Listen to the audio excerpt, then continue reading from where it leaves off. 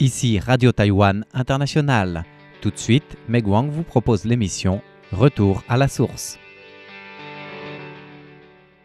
Bonjour à tous. Aujourd'hui, nous nous intéressons au travail de l'Institut de recherche agricole à Fengshan, dans le sud de Taïwan. Cet institut, qui existe depuis l'époque japonaise, est spécialisé dans l'horticulture tropicale. Nous rencontrons aujourd'hui Liu Bijuan, chercheuse adjointe de l'Institut spécialisé dans les fruits tropicaux. Les Taïwanais aiment parler du royaume des fruits lorsqu'ils parlent des produits agricoles taïwanais. En profitant de son climat à la fois tropical et subtropical, Taïwan produit une trentaine de variétés de fruits, dont des mangues, des bananes, des ananas, des litchis, des agrumes ou des raisins, avec une production annuelle de plus de 2 070 000 tonnes et une valeur de production de plus de 95 milliards de dollars taïwanais, soit plus de 2,6 milliards d'euros. C'était en 2021. La production fruitière est devenue le secteur agricole et alimentaire le plus important de Taïwan. Sur l'île, 2 principaux instituts dépendants du ministère de l'Agriculture sont responsables de la recherche et du développement des fruits. L'Institut à Fengshan, situé à Kaohsiung dans le sud, est en charge des fruits tropicaux, tandis que celui à Jiayi, un peu plus au nord, est responsable du développement des fruits subtropicaux. Ces 2 instituts ont pris naissance dès l'époque japonaise, au début du XXe siècle. Parmi les fruits tropicaux cultivés à Taïwan, il y a notamment des mangues, des ananas, des bananes ou des goyaves que les Taïwanais consomment durant les différentes saisons.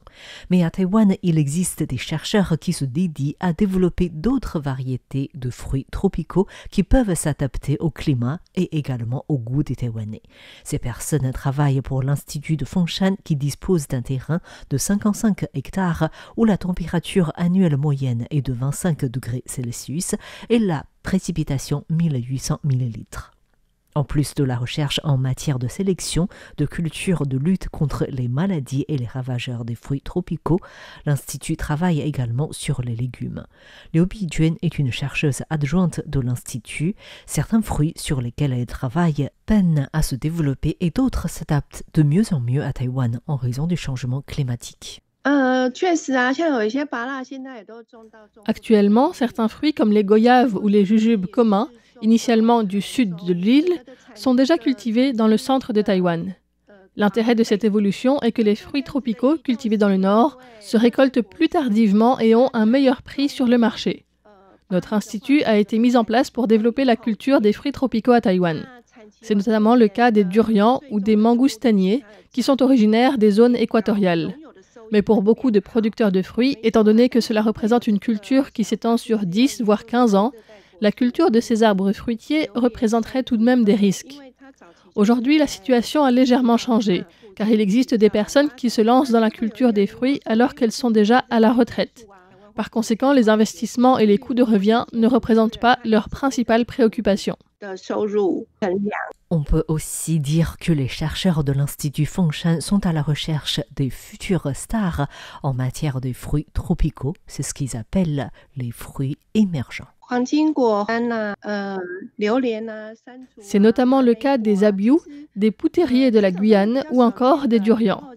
Notre travail prioritaire concerne les fruits plutôt rares sur le marché, dont la surface de culture n'excède pas les 100 hectares dans le pays.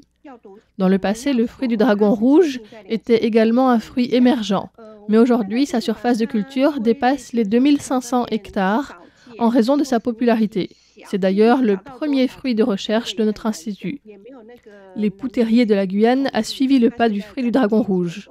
Notre travail consiste dans un premier temps à trouver la variété la plus adaptée à Taïwan, à la fois pour une culture de grande échelle, mais aussi pour le marché. Il faut organiser des séances de dégustation pour connaître la préférence des consommateurs.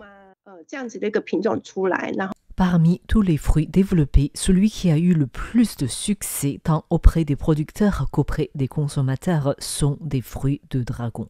À Taïwan, il y a eu d'abord les fruits de dragon dont la chair est blanche, et puis depuis quelques années, les fruits de dragon à la chair rouge très appréciés. Les fruits de dragon à chair blanche ont été introduits depuis le Vietnam. Ensuite, les fruits de dragon à chair rouge proviennent d'Amérique latine. Dans un premier temps, les Taïwanais n'étaient pas vraiment habitués au goût des fruits de dragon à chair rouge, car ils ont une certaine odeur d'herbe. Mais ce fruit dont la peau est rouge est très apprécié des Taïwanais, surtout pour faire des offrandes au temple. À la différence de pays d'origine des fruits de dragon comme le Vietnam, Taïwan est beaucoup plus petit. Cela signifie que les terrains représentent un coût de revient important. Nous avons ainsi développé la culture des fruits de dragon de manière alignée, tandis qu'au Vietnam, ils sont plus en forme de parapluie. La plante grimpe sur une colonne et se développe en forme de parapluie ou de champignon. La technique de culture développée à Taïwan permet d'avoir un double rendement sur une même surface de terrain. L'avantage de Taïwan est qu'il y a une différence de température entre le jour et la nuit, ce qui augmente la teneur en sucre d'un fruit. Aujourd'hui, sur le marché, les fruits de dragon à chair rouge et ceux à chair blanche sont tous les deux vendus. Les fruits à chair rouge sont plus sucrés et sont également plus riches en valeurs nutritives. Les fruits à chair blanche sont plus acides. Mais les Taïwanais ont également réussi à développer des fruits de dragon à 2 couleurs qui combinent ainsi la valeur des 2 types de chair, ou encore des fruits de dragon à chair jaune. Notre institut a développé et sélectionné une variété à chair rouge en 2016. Or, cette variété peine à se faire une place sur le marché face aux variétés déjà existantes. Les producteurs aiment cultiver des fruits de taille plus grande, puisque cela représente une avancée sur le plan technique. Lorsque notre institut réalise des évaluations des fruits du dragon, nous exigeons que les fruits pèsent entre 725 et 800 grammes. C'est-à-dire que les fruits ne doivent pas uniquement être de grosse taille, ils doivent également avoir une saveur, une teneur en sucre et une apparence de qualité. Et il est difficile d'avoir tous les avantages en même temps. Sur le succès des fruits de dragon à la chair blanche et à la chair rouge, les Taïwanais ont développé les fruits de dragon à double couleur. Mais pour Liu Bijun, chercheuse adjointe de l'Institut spécialisé dans les fruits tropicaux, ce fruit à double couleur n'est pas encore au stade de maturation pour une culture généralisée. Le problème actuel dans la plantation des fruits de dragon à double couleur est que la répartition des 2 couleurs n'est pas suffisamment stable. En été, la part de chair blanche est plus grande. Cela signifie que le fruit est moins apprécié au niveau du goût.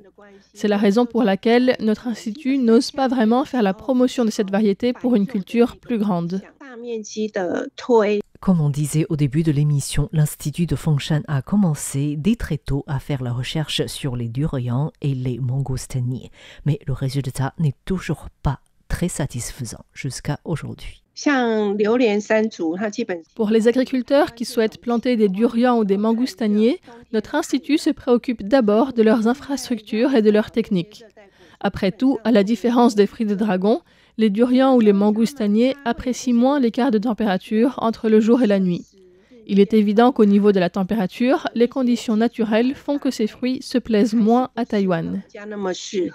Pour Liu Bijun, aujourd'hui, quelques fruits peuvent être considérés comme une étoile montante.